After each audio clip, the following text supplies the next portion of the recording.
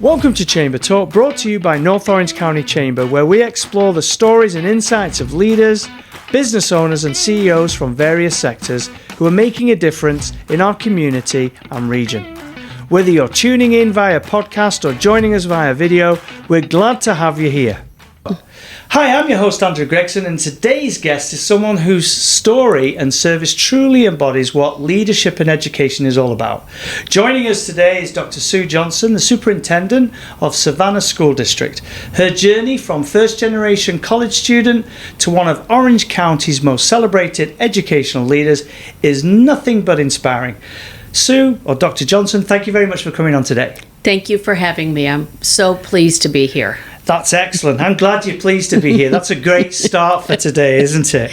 So I'd like to start a little bit. I was reading through your bio on the school website, and it mentioned that you first said that on your first day of kindergarten that you knew you wanted to become a teacher, which is quite remarkable. Do you mind sharing a little bit about that moment? You know, it's thinking back, it was so inspiring to look at the teacher and look at all she did to make me want to come to school every single day. And that first day of kindergarten, you're in awe, you're so excited to learn, and that's what I wanted to do. And that's where I set my sights right at the moment, that's what I wanted to do the rest of my life. And I was so excited to be there, and hopefully every one of our children is like that, walking into their first day of kindergarten. Now, if you don't mind, where was that kindergarten? That kindergarten was at Kingsley School in the Pomona Unified School District, here local, and I grew up in Pomona. We moved to Ontario when I was at the end of third grade, moving into fourth grade, and I had that feeling with every one of my teachers. And to this day, I can still name every single elementary teacher I had. I can still feel the classroom. I can still see the classroom. I can still remember many of the activities we did. But more importantly, I remember how those teachers made me feel. It made me feel like I wanted to come to school. And that's why I wanted to give back to the community and give back as a teacher. That's pretty amazing. So, you know, it's growing up, you're the third eldest of several siblings, right? And so how did your early life shape? How did it shape through the goals and the things you do today? That's a great question. As the third oldest of seven children, we had a lot of different responsibilities. I was, in the later years, responsible a lot for my brothers who were 10 years younger than me. And we had a lot of opportunities to be involved with them. I had a lot of opportunities to be involved with them in their schooling, going and volunteering in their classrooms, because I was in college by the time they were in elementary school. And that was exciting to me because I was able to give back in that way. Now, when you were talking about your college years, you worked part-time. I believe you relied on some grants and ultimately became one of the first in your family to earn your college degree. What were some of the challenges that you faced, and how did you overcome them back then? Well, you know, going to college wasn't a goal in our family. It wasn't an expectation. My dad was a traveling salesperson. He sold upholstery for cars, and he worked really hard. And when I decided to go to college, they didn't have the funding for it. So it was my responsibility to find the grants, to go to college on those grants. And I remember the first grant I got was $200. I'm going to age myself now. $200 paid for tuition and books my entire first year of college. Wow. You can't even buy a textbook for that now. But I set my sights on Cal Poly Pomona. It was in my backyard because we were in Ontario, and I just applied, got in, and just started classes. I didn't know that you had to apply well in advance, but I was able to get in and enjoyed college tremendously. I learned a lot. I can say I wasn't involved in a lot of activities or sports.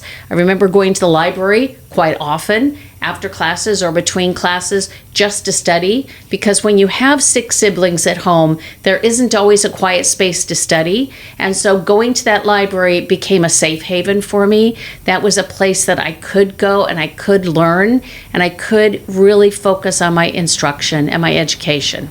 And what were your favorite topics at the time?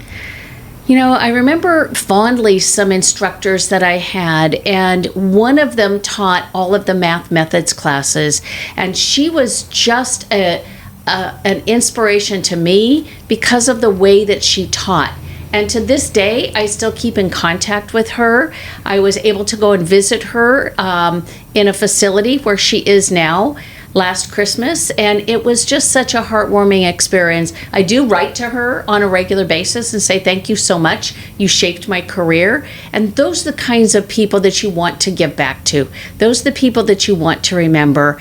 And she was really good at encouraging me to continue going. And I think one time I got a B in a class. It's like, I shouldn't have gotten a B. What do I do? And so she helped me challenge and go back and look at that class and see if I really did earn the B or if there was maybe a mistake on one of the tests. And so do you feel that, I'm assuming then, do you feel that throughout your career, part of the good sort of way of being shown how to communicate between student and teacher just carried through you through the years? It did, absolutely. And I think having those relationships with the teachers, knowing who they are, and the teacher relationship with the student was so important. And being able to support me in my learning was what fed me to support students in their learning. That makes sense. Now, did you go on to love being the mathematical teacher, or? I wouldn't say that was I certainly loved teaching math because as Cal Poly is known for a learn by doing university, I really found the hands-on learning the most important and something that you can bring in. Kids learn by doing anyway. It's a tangible type of a thing. And math lends itself very, very well to that. You can measure, you can pour, you can count, you can manipulate things to, like you can count objects. We call them math manipulatives because you have the teddy bears that you can count, or you can do the one-to-one correspondence, or you can do the color matching. That's where it's so important for kids to have those hands-on experiences. Now, you mentioned earlier that obviously, you said, you're aging yourself with the type of grant you got. Today is a whole different sort of like playing field, isn't it? Very, very, very different indeed. In fact, even more so because now there's less grants out there. What sort of advice would you give to young students of that age who are looking to go into college, if you had any, regarding how to get themselves through it? Well, and I actually got very lucky. As I said, I didn't know that I had to apply in the spring or even the fall before to go to college. I turned in the application over the summer, I got in, and I started. Today, you'd never be able to do that. So my advice to students is to plan ahead. Start looking at colleges and universities in your early high school years. Start looking at where you want to go. With my daughters, we took them on college tours starting in 10th grade, going out to start checking into the colleges they might want to go to. Where would they like to, what do they want to major in? What do they think they want to do? And going on those college visits and making sure that you have an idea in mind of where you want to go, not just for the social life, but really for the academics as well. And I think looking at as many grant opportunities as there are out there, you need to start that early on because college has become much more competitive to get into and much more competitive to stay in because the expectations are super high. So I think for young people today, there are a lot of grant applications, a lot of scholarship applications that go completely unapplied for. People don't apply. And I think looking into those, looking at all of the demographics that you fall within and being able to start those applications, say your junior year of high school or even younger, like the Buena Park Lions, they have a student speaker contest and you can go quite far in that. You could start as young as 9th grade presenting and participating in that student speaker contest, and by the time you get to be a senior, you could win it. You could go all the way, and the final, if you go all the way through the state level, it's like a $25,000 grant, which is amazing. Right, and that's just money that you get on the table. I volunteer actually at Cal Poly Pomona, so giving back to the university. One of the groups I'm very proud of is we started what is called a Partners in Education program, and this is truly grant funded. We have a fundraising committee, and they are tenacious at getting funds from donors who are passionate about teaching and supporting future teachers. And this is really about supporting future teachers, because we found that those students who can make it through their bachelor's degree but then need to take a year off of work to be able to support themselves and really learn about how to teach in the classrooms, they couldn't afford it, so they were dropping out. So we started this program back in 2006. That we have now celebrated, we'll be celebrating our 20th anniversary. We've given out more than 325 fellowships, as we call them, and they're for $5,000 each. And thinking about how many of those go unapplied for every year it breaks my heart, because so often students just don't apply. They apply for the PI Fellowship, but they don't apply for other grants and other opportunities. And I think it's really important for students to get out there and start investigating and looking at what they can do. And I think everybody needs a parent who is a fellowship or a scholarship manager, so that they can manage those scholarships and know what they've applied for and know where they're at. Get your letters of reference. Do some volunteer work in the community, because colleges are looking for well-rounded students. They're not looking for people who are just students. And I don't mean just students, but they want you to be involved in your activities. I was a Girl Scout leader for 12 years. I had 20 girls go through and get their gold award at different times, but those are the kinds of things that you want to see on a college application. You want to see that involvement in the school community, in the community. They want to see that you're participating in outside activities. You're not just studying. They want to see your involvement in sports. They want to see your involvement in giving back somehow. So all of those are really important to the community. And having been to the Buena Park Seroptimus luncheon this year, I was especially honored by just talking to the young women, because they are the ones who are pulling themselves up by their bootstraps, going back to school and continuing their education to make a better life for themselves. And I'm so proud of that organization, because they sponsor young women to go back to school to get their college degrees. And all of those are scholarships. All of those opportunities are important for young women, young men to get involved in. If you look at even Cypress College, when they have their fundraisers and their Americana awards, those are all fundraisers specifically aimed at giving children or students the opportunity to advance in their education. That's true. And that's the most important thing we can do, is build that next generation one student at a time. And it starts at the elementary level, which I'm really, really proud of. That's what I'm most passionate about. So that's great advice, educational advice for sure. And it sounds like mum and dad should become sort of like educational managers and the kids need to build up a school resume. With that said, what about those who've gone through these programs and then come back to give back? You want to share a little bit about that?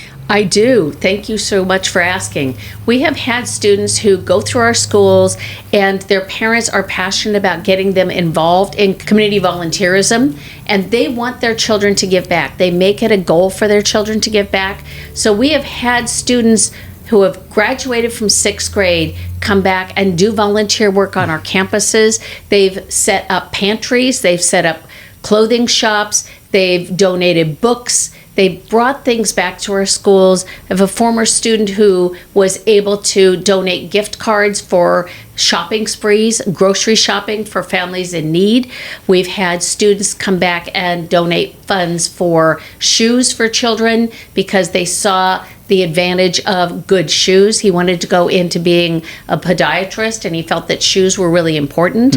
So I thought that that was a great opportunity. But having a parent who can really help you manage your time really from a young age is so important. Right. And but I didn't have that parent. No. So you have to be able to be a self-starter as well. So if you don't have a parent influence like that, but you have an important adult in your life, you always have someone who is going to encourage you and help you see the benefit of giving back to your community.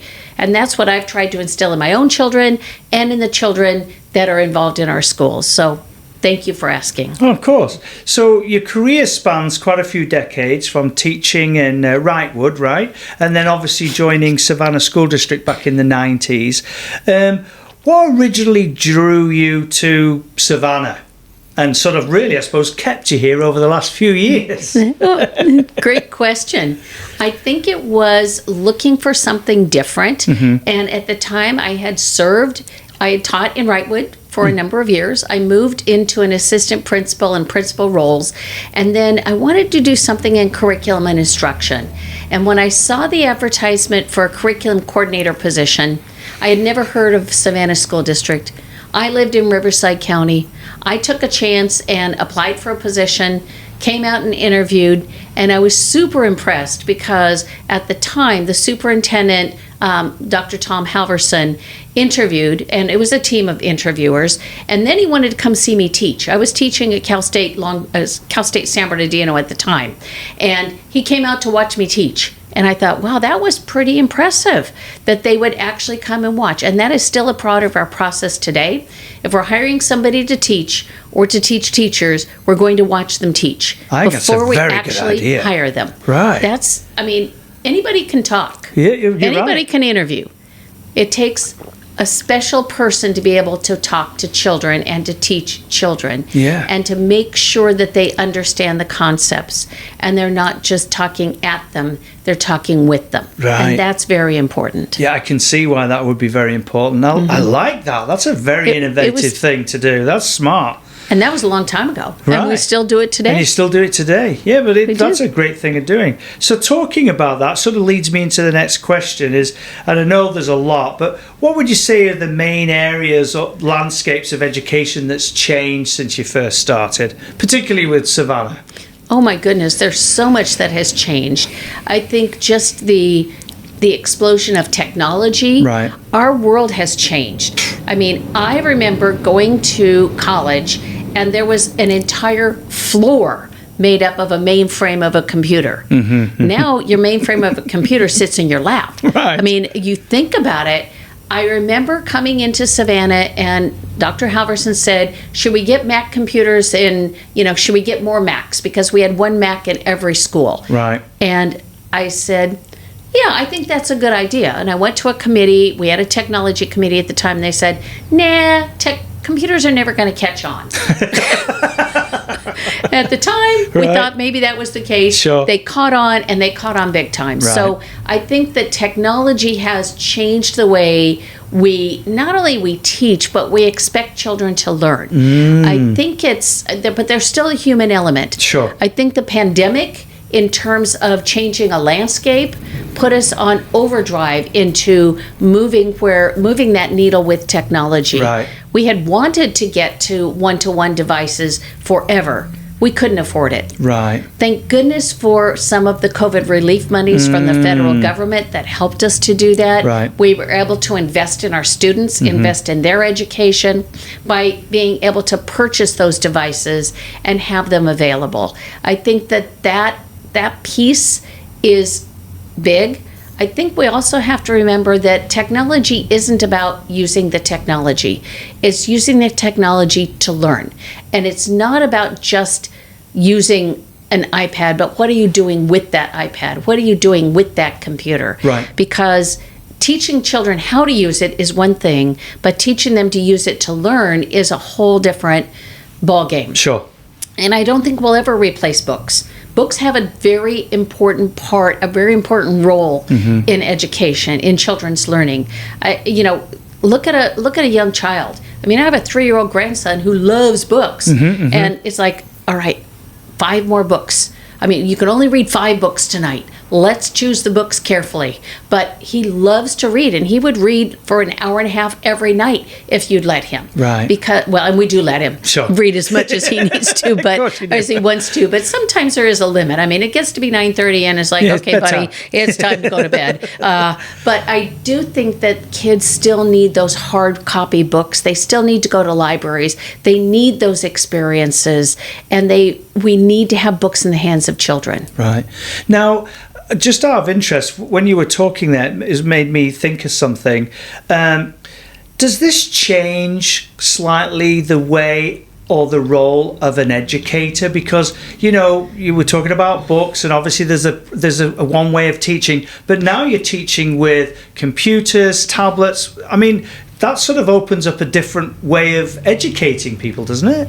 Well, I don't know that it changes a way of educating people. I think it opens up the resources available to children. Okay. And I do think it opens up the world, because now, instead of necessarily bringing an author to your school, you could go to visit the author electronically. The pandemic taught us that, because we were able to connect worldwide. You don't have to just write letters to your pen pals in another state. You can connect with them over Zoom. Yeah. So I think that teachers have been able to open the world. You can view volcanoes erupting where you can't necessarily go to see the volcanoes erupting. So we're bringing the world into the classroom much more than we've ever been able to do before.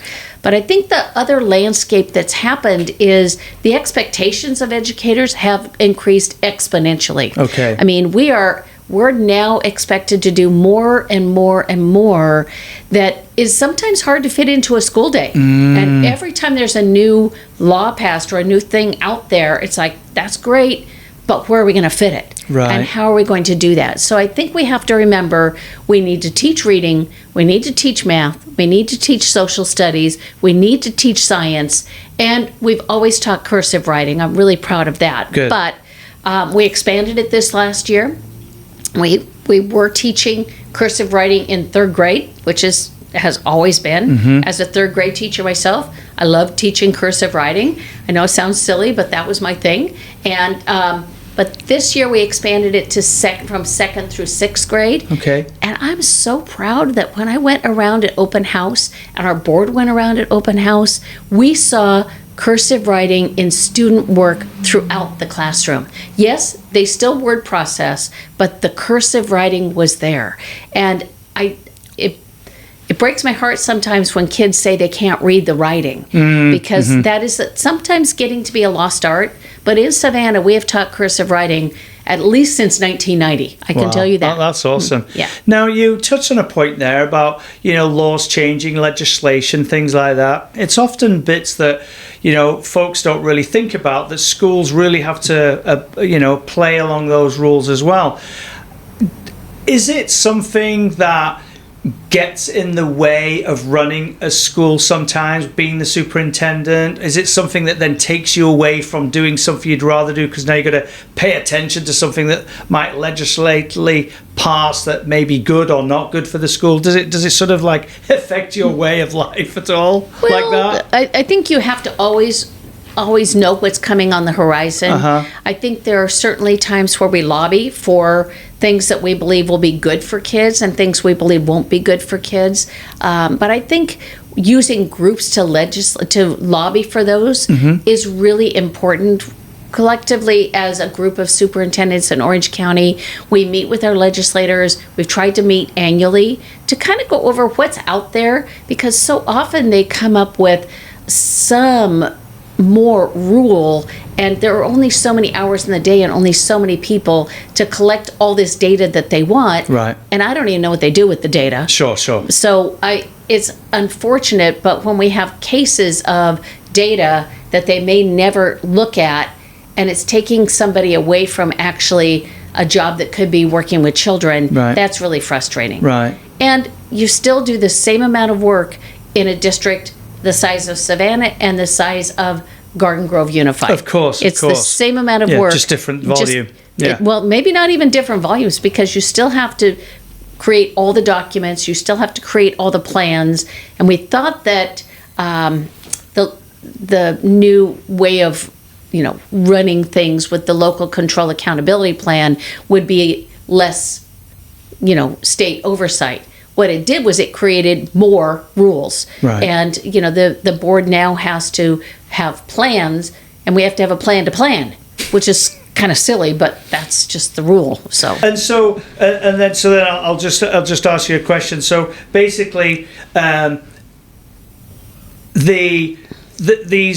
these organizations will sit down, take the word or what you're looking at, and then they will in turn then work their magic and try and push this through to whichever way it's supposed to go. Well, they oftentimes work with legislators to see who might carry the legislation. And meeting one-on-one with those legislators, bringing them out to your schools, having them see what's out there is really important. Right. Because sometimes you have to have boots on the ground to see what's happening. Of course. It's easy to make rules in a vacuum. But for anything. You're right. You're right. You need to see what's happening. Yeah. But more importantly, I think working at the local level is really important with our city council people, with our city managers. And that's what I like to do, is contact the city manager if there's something we can work together on. Yeah. And those are the parts that have been the most exciting for me, is the partnerships with the cities,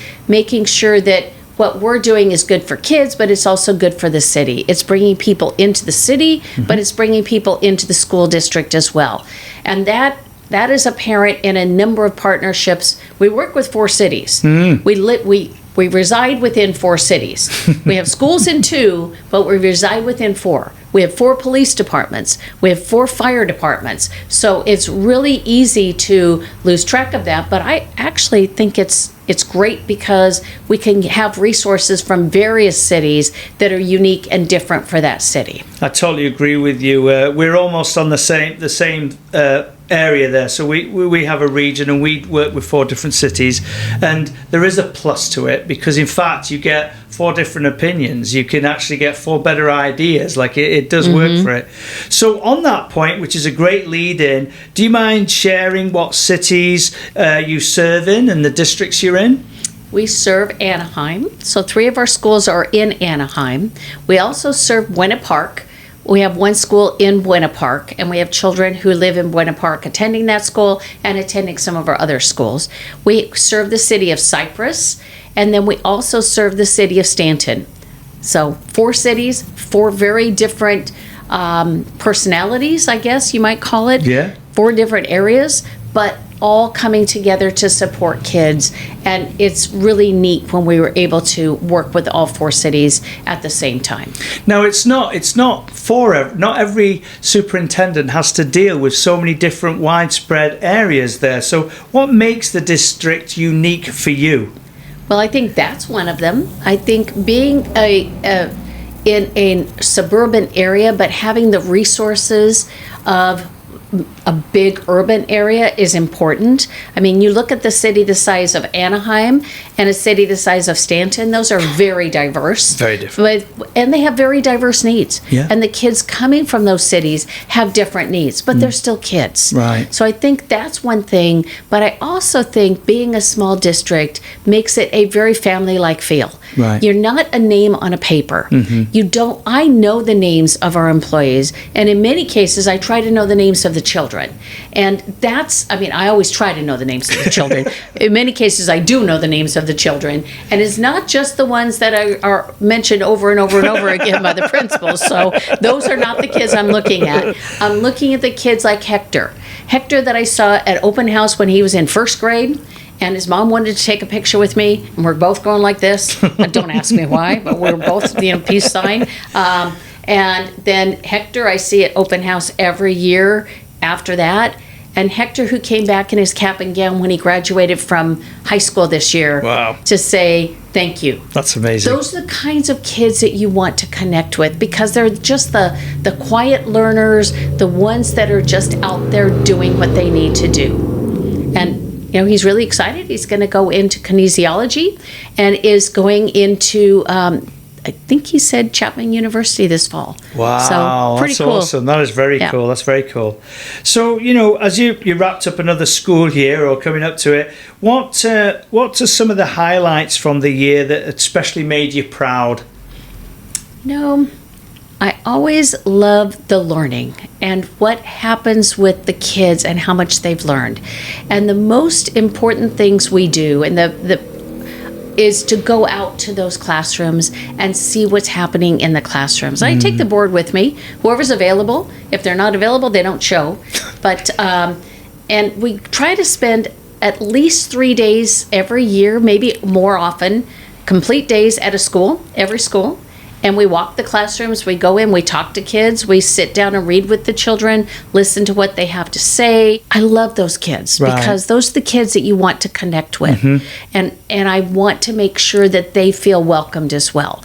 So it's seeing the learning that's taking place, it's interacting with the teachers, it's seeing all of the work up on display, and then it's going back at open house. And that is like a kid in a candy shop. There's so much up that you can't read everything, you can't see everything, you can't touch everything, but it's so important, and the families are so excited to be there. So that's really important. So one thing that stands out about Savanna is how early learning is a focus. Do you mind sharing a little bit about the infant, toddler, preschool programs?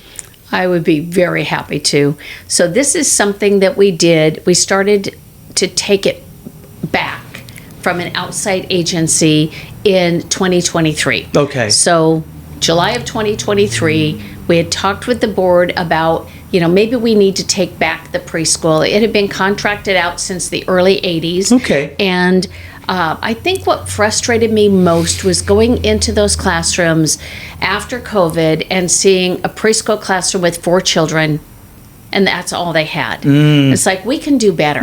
We know we can do better. This is not serving our community, and we need to take this over. Right. And so we were able to open our first class, district-run class, and we didn't do one class. We did classes at every single school. We did 8 classes. We opened them up in July or August, for first day of school, August of 2023. And then in my infinite wisdom, I said to the board, well, why don't we do something for like staff children? Because we want to retain the staff. And let's look at the babies. Let's look at the seeing firsthand with my daughter how difficult it is to find quality infant care. That's true. We decided to start an infant toddler program for staff children. And this program takes children from 6 weeks old to 2 years. And those children can then age up into our 2-year-old preschool, age up into our 3-year-old preschool, and then a couple of them have actually aged into our TK classes. Not starting at infants, but the siblings have. So once we get the family there, we keep the family there. So that started because I saw a need for it, and because I saw a need for that. And now the need is growing out into the community. We're able to expand, and we're able to add an infant toddler program for our community this fall. Which I'm really excited about. It's, there's such a need for good quality infant care. And so it will be a 18 to 30-month program, and children can age from there into the 2-year-old room, into the 3-year-old room, and then into transitional kindergarten.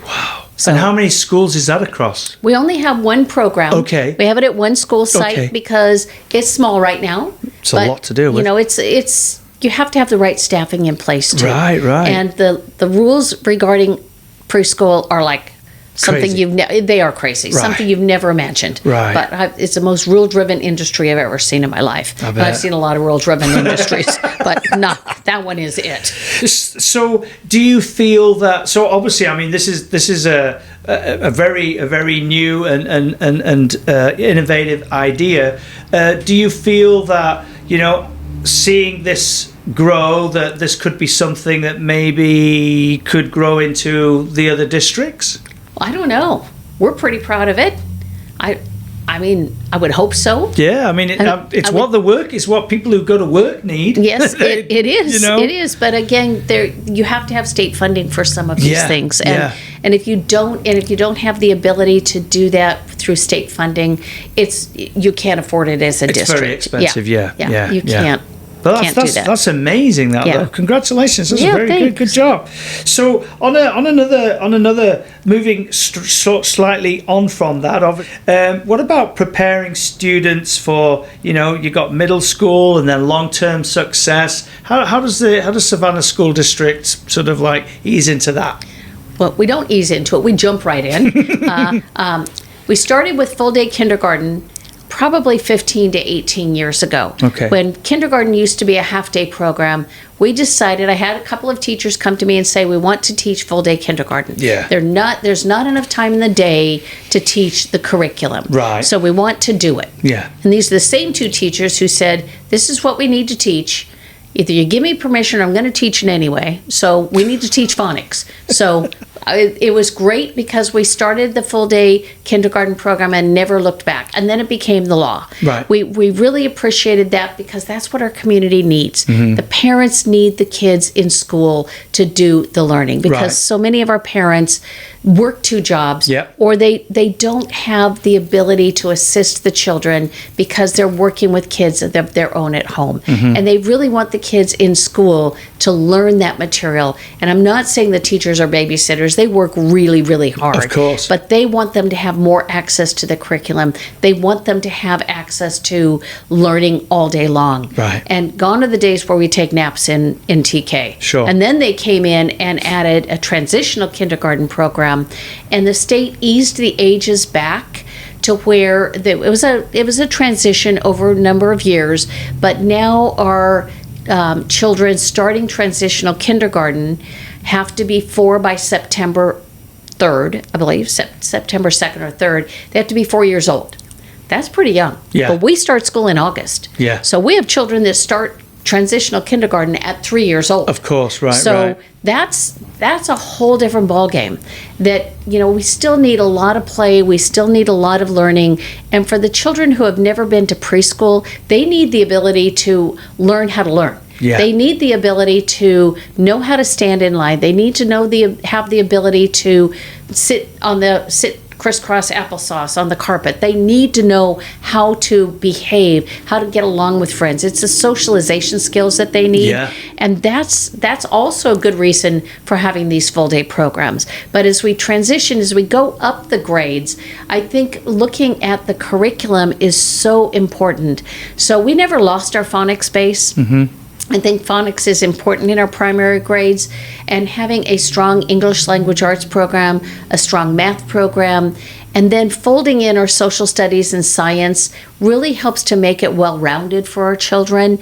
Knowing what the curriculum is, our board adopts curriculum areas based on state standards, based on what's out there. They adopt the materials after committees review it, after teachers have the opportunity to get involved with the textbooks and offer input. We try them out for a while. Right. It's kind of like you wouldn't buy a suit if you go to the clothes store and just look at it and pull it off the rack. We're not going to do that with textbooks either. Right. We're going to make sure that we've tested it out, we make sure we like it, and this is what we're recommending for our children because this is what they're going to be learning from. Right. I think science is a really key component for us.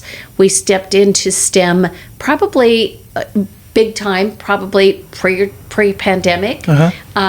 We built STEM centers on each of our campuses where the children can participate in both science, technology, engineering, and math. And it's really the engineering and the technology and the science that come together for them. I mean, we see that with a lot of basic beginning robotics types of things, but we expand on that in the upper grades. So they're starting to learn coding. They're starting to get excited about building things, and that's important. Yeah. You need that carrot to bring kids to school. You need to hit the spark. And this is our future engineers. Yeah, they are. This is our future. Future leaders, yeah. So we need to make sure that we're giving them all the tools to look at before they decide what they want to do. You know, we've heard a lot recently about educationers not maybe receiving funding they require, their salaries and what have you, things like that. So, you know, is that something that's come across your desk? Is it something that you see? Is it something that needs more assistance to? Well, it always comes across my desk because every teacher out there deserves to be paid way more than they're paid. Right. And not that we can afford it, but every teacher out there puts their heart and soul into teaching. But it's not just the teachers, because you can't just teach in a vacuum. Right. You need the amazing support staff. And those are the folks who also, everybody needs to be paid what they're worth. And unfortunately, they're all worth their weight in gold. So we can't afford to pay them all in gold. Right. However, it is the support staff that work so quietly behind the scenes, but it's the instructional assistants, it's the bus drivers, it's the custodians, it's your maintenance people, it's the people who work at our food services department, it's our after-school group leaders, it's all of those folks, it's our school office staff who all work together to make it happen, because without that army of workers, we would never be able to support our schools. And so the group as a whole, absolutely, I think they all should be paid more. Think about it. A kindergarten teacher, you remember your kindergarten teacher for a lifetime. Yeah, you remember, like I remember my first day of kindergarten. That's what I decided to do. But think about a Major League Baseball player. They all started in kindergarten. Mm-hmm. Look at their salaries compared to a teacher's salary. Right. There's no comparison. And okay, you got to put a lot of time in, but these teachers put in a ton of time. Sure. And so absolutely, everybody deserves to be well paid. Now, you were mentioning earlier about networking and partnering, especially with the cities and things like that. Do you mind sharing a little bit about some of the partnerships you have that enhance the students' experience and, of course, the school districts? Oh, we are really excited to have a number of partnerships. So let me talk about the cities first. Sure. Because we have 4 cities, and we have 4 very different approaches to supporting our schools. So with the city of Anaheim, and I'll go alphabetically so I don't offend anybody. Good idea. In Anaheim, we work with them on our park ranger program, and they provide park rangers to help us patrol our schools on the weekends. They long have our schools in Anaheim. We're also partnering with the Haskett Library in Anaheim. They have come out and provided books upon books for our children, and they do book giveaways both during our school year and our after-school program and during our summer academy program. We are also looking to partner with the Anaheim Police Department to do a school resource officer for next year. So we have partnerships with Anaheim in a variety of areas, and they are so good in supporting us. Buena Park, next alphabetically, supports us with their a whole variety of things. We have a strong partnership with Buena Park.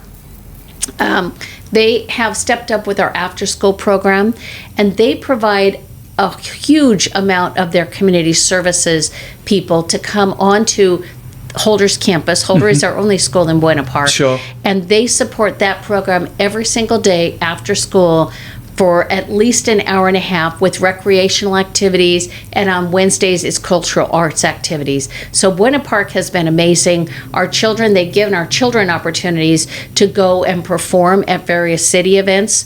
They've performed at city council events, city council meetings. They've performed at the holiday tree lighting.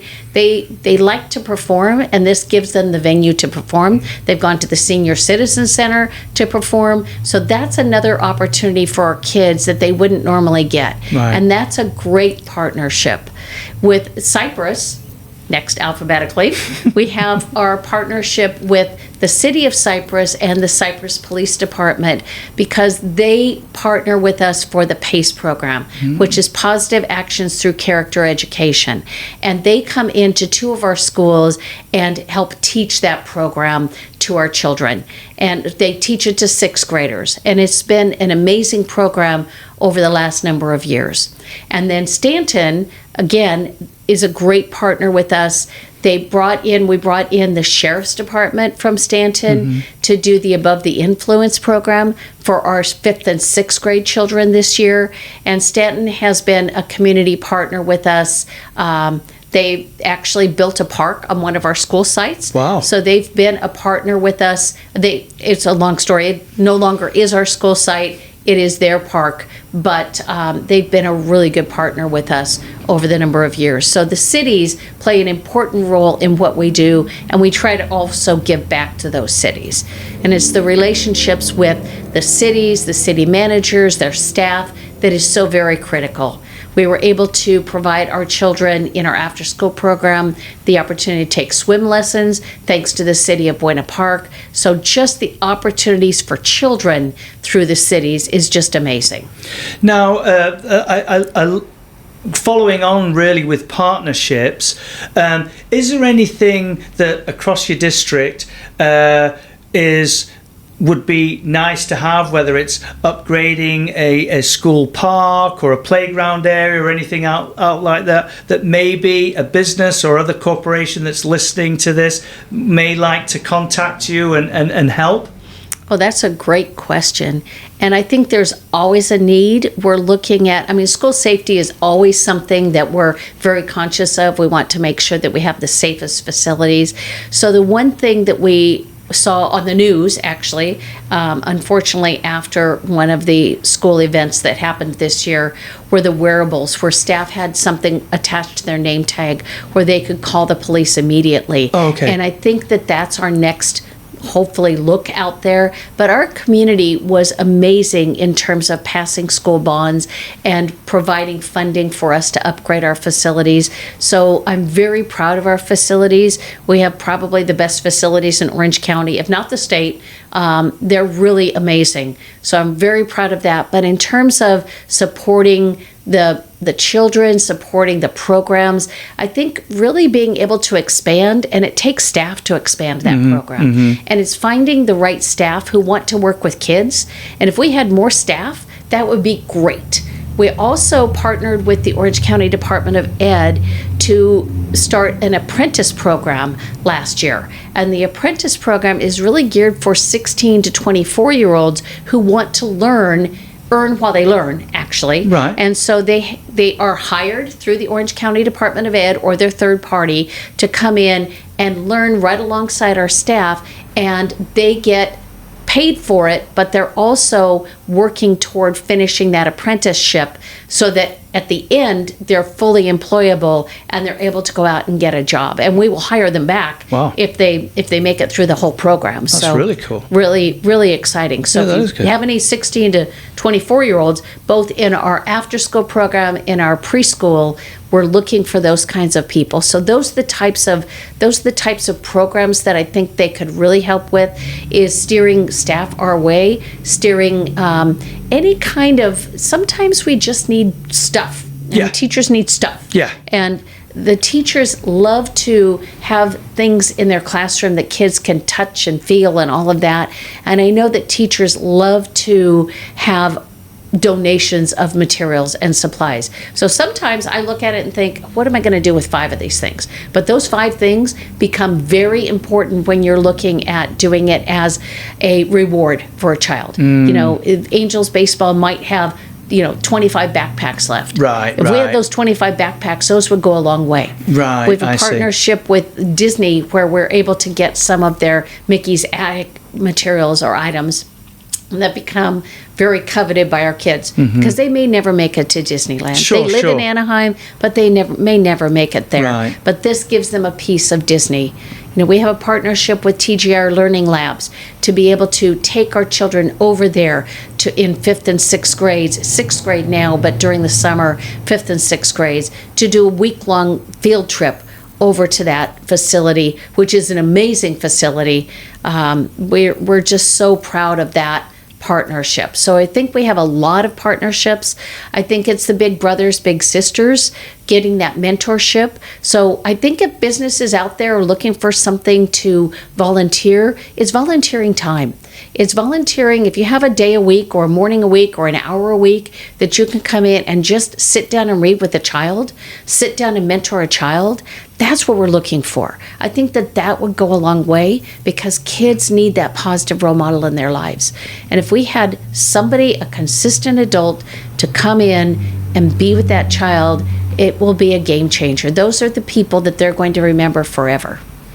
That's a really nice thing to say. That one of the things that you mentioned there was obviously some of the measures got changed, which allowed the school districts to have a little bit more money to do things. What's some of the initiatives, or even the work that's going to get done across the district that you're planning to do? Oh gosh, well, we did a lot. We passed our first bond in 2008.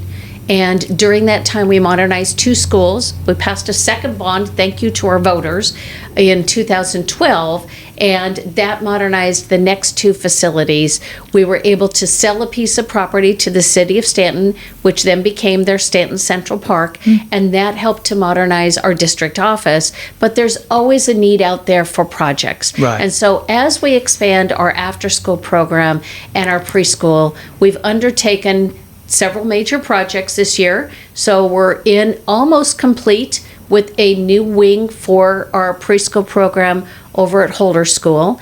And we're in progress with we just finished a new infant toddler room at Hanson with our after school program. It's kind of a combined facility, I guess. And then we're adding to that with 2 more preschool rooms so that we can expand our preschool opportunities. And then we're putting in a new, I know it sounds silly, but we're putting in a new building for a freezer project in our central kitchen, because what we found during and after COVID is we need to have the ability to get food for our children well in advance and have it in stock, because it's not always available, and sometimes you're at the mercy of the vendors or any other things. And now that we're serving breakfast, lunch, and we have a full supper program for our after school program, and we have snack, and we offer Saturday Academy, I think all of those go together for feeding the children in our community. And for our kids, that might be the only meals they get. Do you mind sharing a little bit about the after-school program, a little bit about it, where it is, and of course, then you said you've got the Saturday Academy. You'd like to share a little bit about that? Okay, so those are 2 very separate things. Let me start with our after-school program. Our after-school program started in 2022. Had no idea what we were going to do with it. We got it's called the Expanded Learning Opportunity Program. We hired a coordinator at the end of that year who was also finishing out the year as a site principal, and it's like, you got to get this thing up and started by August 1st or whatever in the world it was.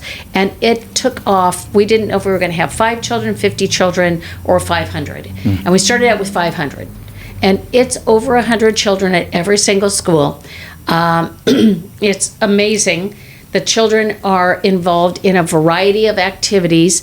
They have sports, they have robotics, they have engineering, they have science, they have crafts, they have dance, they have all kinds of activities. There's always time for homework, to get the homework done, because that's what parents need. And children deserve to get that homework done. You don't want to get home at 6 o'clock and still have to face your homework. No. So we need time for that homework. We need that after school time. And so it's a very well-rounded program where kids are actively involved in activities from the time school gets out until the time their parents pick them up. And the cool part about it is that we found that parents were getting there to pick children up about 4:30, 5 o'clock. Right. And the children would say, "Can you just come back? I don't want to go home." And that's the neat thing. We moved some of our programs that were during the school day to after school to help enhance our daytime program and give more instructional time. So we've had a long-standing partnership with the Pacific Symphony for strings instruction. And we moved that to the after-school time frame, offered to all of our children in 4th, 5th, and 6th grades, whether they're in our after-school program or not. Right. And this year we had 150 musicians performing at the end of the year on the Cypress College stage, and that was amazing. They've learned the violin, the viola, and the cello, and I have to tell you, they sounded really good. That is so cool. it was amazing. So those are the kinds of programs. We have Big Brothers Big Sisters after school. We have partnerships there, and again, the city of Buena Park comes in at Holder. So it's a huge undertaking. They also run during the summer. So we have our Summer Academy program that is now in full swing because the school year has ended and they started. Our children have to be enrolled in the morning program to be able to participate in the after-school program. But again, it's the same kind of clubs and activities that the children enjoy during the school day. Right. And then they have field trip Fridays. That's cool. Today, I think one group went to Mother's Beach and another group went somewhere else. Last week they all went to the LA Zoo. So they go places and but they're learning places. Of course, yeah. So our Saturday Academy, we've had this in place since, I want to say 2013, 14 maybe. Okay. Maybe it's since that time, but it's an opportunity for children to come and just get an extra scoop of learning. And originally it was to make up absences, but now it's just to get that extra learning support. And we oftentimes get kids who have not missed any days of school. They don't need extra learning support because they're doing very well academically, but they just love coming to school.